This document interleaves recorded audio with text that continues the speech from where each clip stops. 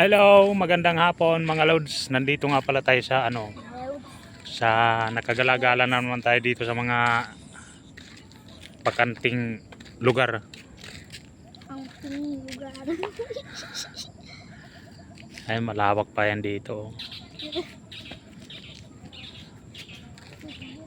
Ito kalsada na yan, hanggang doon. Paikot yan.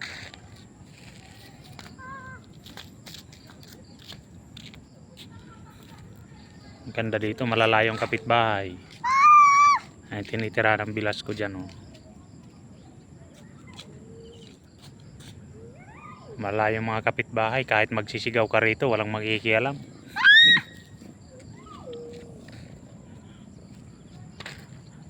Ay, mga sagingan, no?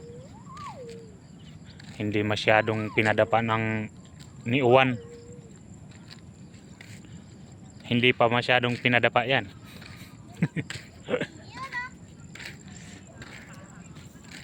Sayang ang nasagi. Ito naman yung bulinggit ko.